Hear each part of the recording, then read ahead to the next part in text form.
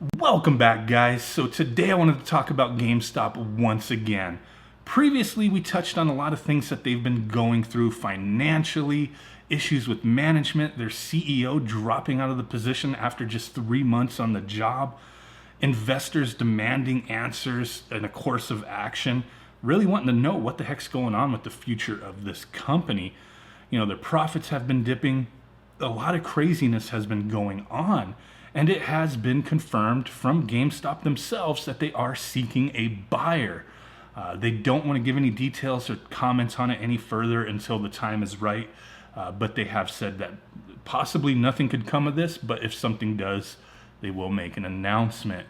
So now we have another analyst kind of chiming in on some things that I find interesting, because even recently GameStop has been doing some things a little different. With their profits dropping, their earnings have dropped over 80% since 2011. That's a big drop in just such a short period of time. 7 years really isn't that much time. They had a high of $58 per share in 2013, and now they're hovering around $15 a share.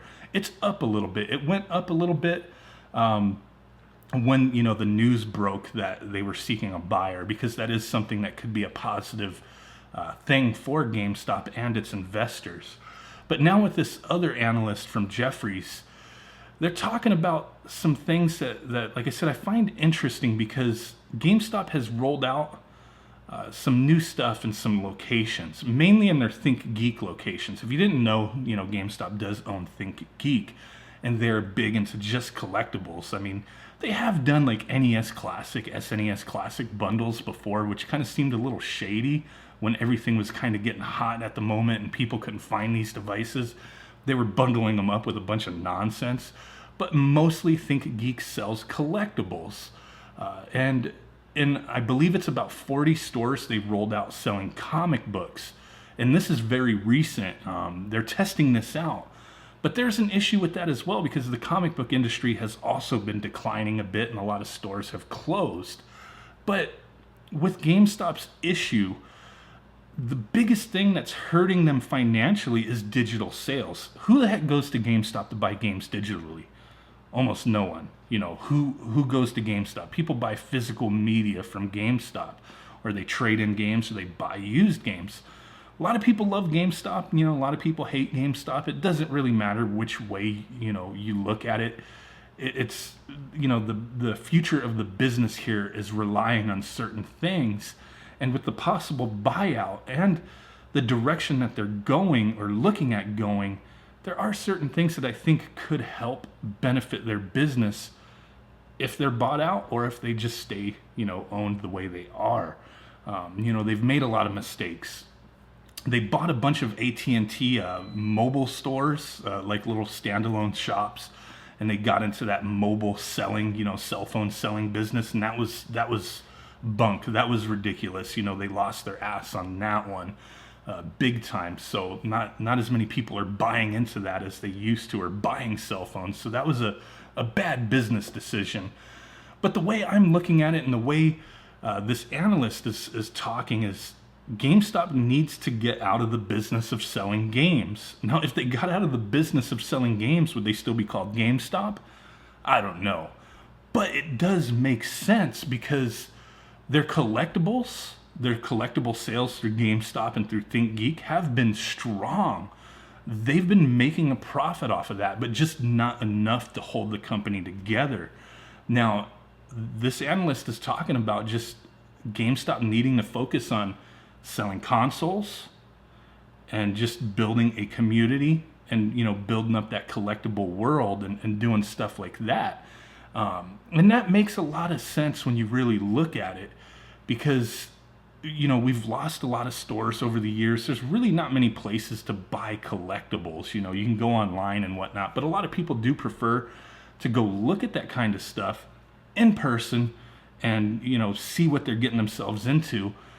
Not just high-end collectibles, but a lot of the stuff that's maybe hot and targeted, for specific periods of time, movie releases, TV shows, just whatever the hotness is, Marvel movies and Disney stuff, whatever it is, or video game type collectibles is a big thing. And, we had Toys R Us. Toys R Us was a big toy store, but they also sold a lot of collectibles. My one concern with the collectible market, though, especially looking at ThinkGeek and a lot of the stuff they sell, is if you didn't realize, a lot of Targets, or at least in my area anyway, they have a ThinkGeek section. They sell products from ThinkGeek, branded by ThinkGeek. And I don't know how many times, more often than not, you go in that area and those items are clearanced out because nobody is buying them. But I think that might be partially because it's out of place in Target. I'm not 100% with their financial situation in the collectible, area, but I know for GameStop, collectibles are a huge thing. So if GameStop were to shy away from physical media, or not rely so heavily on selling games and pushing pre-orders and pushing memberships, they could bounce back and become a very profitable business. But I think it goes a little further than that. Definitely I could see doing the collectible stuff and building that up. There's a lot of stores that are combination GameStop, ThinkGeek stores, and they have a huge presence of collectibles. There's a couple stores, not exactly close to me, but within reasonable distance that are like that. They're combination superstores, and they are really cool walking into and looking around. GameStop's big into, the Funko Pops and stuff like that. And some of these bigger stores, they have walls of that stuff, and a lot of people go there to buy those things. But like I said, I think it goes a little further and a little deeper than just that, because a business is only as good as the people who are running it and the people who are working for the business. You go into a GameStop, and a lot of times the employees just don't care. Some stores are amazing. I'm not bashing GameStop and their employees, but you do go to some stores where the employees are just beaten down. They don't give a crap. They don't care about nothing. And it reflects on the atmosphere of that store. You just walk in there and it's drab and nobody cares. And there's no excitement, or there's people who are they're douchebags and just don't want to take no for an answer because they're on quotas, or they need to build up, so many pre-orders and stuff like that. I'm a business person myself. I have been in the past, a lot of education in the business world. And I fully understand certain things. You need to hold people accountable. You need to hold employees accountable, stores, managers. You have to hold your people accountable to a certain standard. But when you look at GameStop, take a GameStop versus other stores, any other retail stores. How many other retail stores hold their employees to, pushing, so many pre-orders, so many magazine subscriptions, stuff like that. And then if they can't perform, or, they can't make those numbers, hey, you're losing hours, you're being fired, you're being written up, that kind of thing. I've heard plenty of horror stories. I've never worked for GameStop. I've known people who've worked for GameStop. I've had, pretty good relationships with people who have managed GameStops. And I just find it odd with the atmosphere in some of these places, with the way the employees are. A recent experience I had, going to pick this up, GameStop exclusive. I'm not a GameStop boycotter. If they got something of interest, I'll go and get it. I got the Hylian Shield 2DS, and it was awesome. But when I went to go pick it up, very odd experience. I'm standing in line, nobody else in line but me, but there's one guy at the cash register, and I recognized the guy who was up there making a purchase, doing whatever he was doing, and he was an ex-employee of that store. I'm not 100% if he was like an assistant manager or manager, but I recognized him from, several years back, and he would be running midnight releases or the NES Classic release, stuff like that. And he seemed like a pretty cool dude. He was always pretty peppy when you went in there. And the employee at the cash register was just some kid that'd been there for a while. Never really seems like he has a good attitude, just kind of meh. He doesn't really push things, but at the same time, he has that attitude like he just doesn't really give a crap, why you're there or what you're looking for. But these two kind of annoyed me a little bit. They're talking back and forth for seriously almost 10 minutes while my dumbass is standing there in line waiting to pick this up. And the ex-employee's telling him, oh man, you got to get out of this place. It was the best decision I ever made. I don't go to the store in this other city anymore because the manager, which I know who he was talking about, really cool dude as well, he left the store due to being, mistreated by management, corporate and whatnot. And he was the store manager. So this guy's telling him, on and on, you need to leave GameStop. It's not a good place. They don't treat us right. You can make better money. You can, have a more solid future working somewhere else. And, it was kind of a conversation that, the back and forth between the two of them really didn't need to take place in front of a customer and, hold up my time while this guy didn't even buy anything. And in the end, he didn't buy anything.